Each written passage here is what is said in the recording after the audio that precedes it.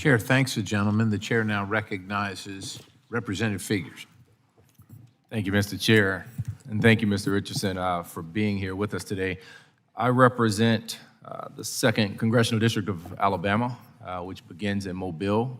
It's where I'm from, where I was born, where I was raised.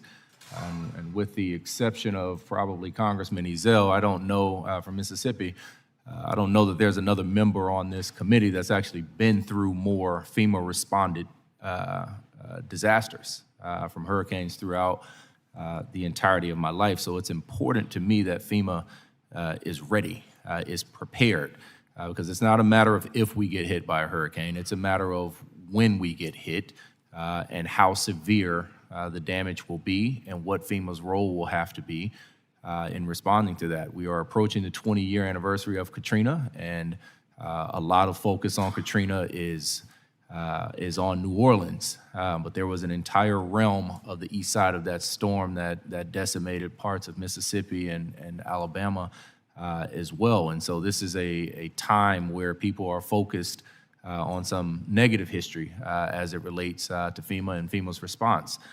And as I sit here, the question that I just have to ask, because if we get hit by a hurricane or when we get hit by a hurricane, and fortunately there's not a bad response, but if there is a bad response from FEMA, I don't want to sit here and the answer is I'm sorry.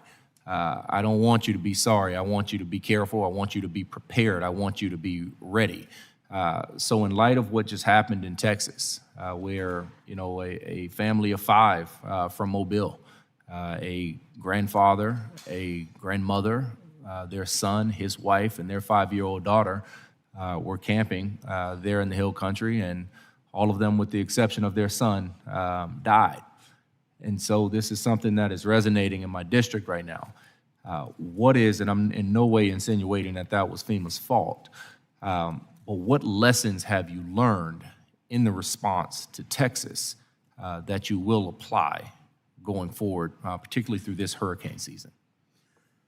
Thank you for your question. So a lesson learned from Texas and is essentially how Texas had forces pre-positioned. For example, there are 28 national urban SAR units. One of them was in Texas. And it's not that it's a lesson learned, but what we did is we confirmed how effective that is.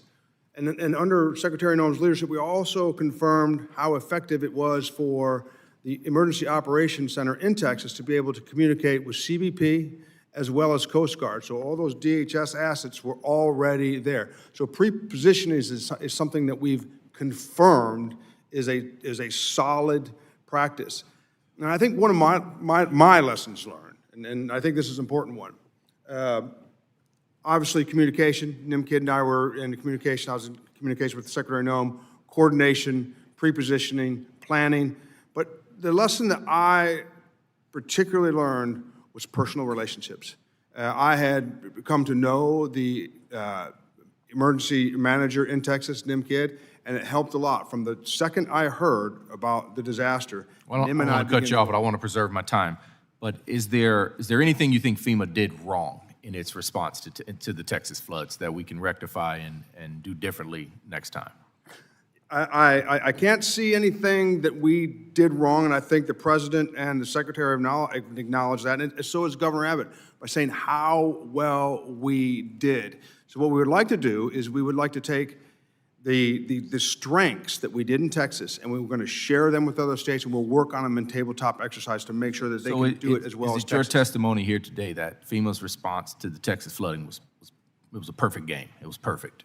Well, nothing is perfect. However, I will say that it was a model, particularly at FEMA, the region, and the state level, that continuity. It was a model how disasters should be handled. And that's thanks to the President's guidance, the Secretary's guidance, Governor Abbott, the State Emergency Operations Center in Texas, the emergency manager, as well as the Region 6 manager. Well, one thing I would encourage is it's important to see leadership there on the ground when it happens. So if this happens in Mobile, we certainly want to see you on the ground, within a reasonable time of when it happens. The last thing I'll say is I know notice of fundings for FEMA grants just went out or are in the process of going out, the notice of funding opportunities.